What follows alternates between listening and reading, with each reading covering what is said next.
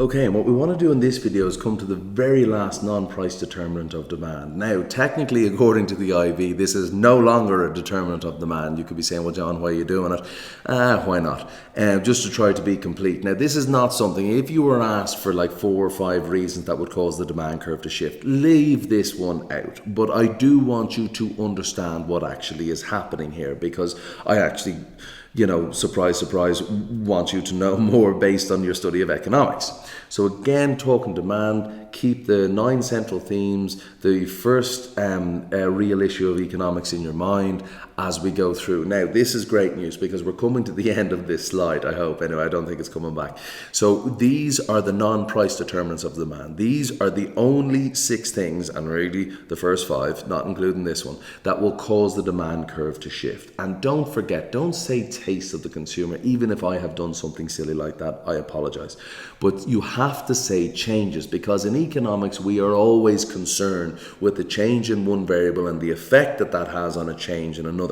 So what we're going to say is what causes shifts of the demand curve? Well, changes in the taste of the consumer, changes in other related goods prices, changes in expectations of future price, changes in income, changes in the size of the market, and changes in special circumstances. All of the above, the 1 to 6 here, cause a shift of the demand curve. And now we can complete this. So TOAS, it's again changes, but taste of the consumer, taste and preference of the consumer, other related goods prices, expectations regarding future price. I is income, S is special circumstances, and S is size of the market. Now, we've left the special circumstances to here. All right.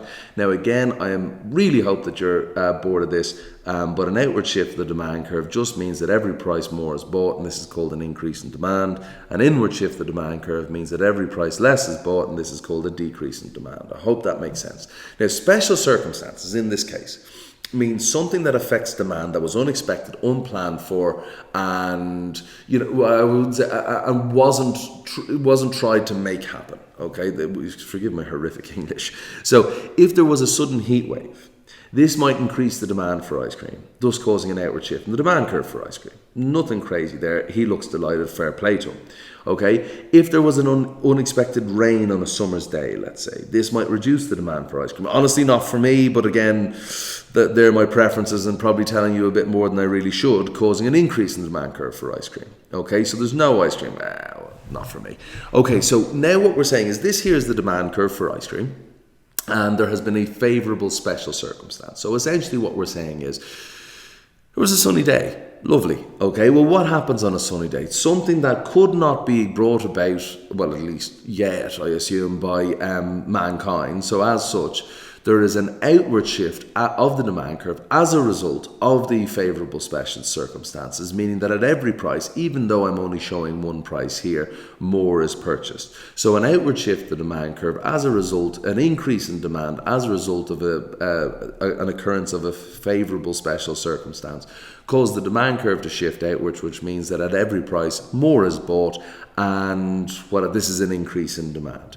Now, a rainy day on the demand curve for ice cream, what we're saying is that less is purchased. Okay, people are like, nah, I'd rather a hot cocoa or a hot tea or something like that, so I'm not going to have ice cream on a day like today. Therefore, an inward shift of the demand curve has occurred, meaning at every price, less is purchased. I am only showing one price here, but at every price, less is purchased.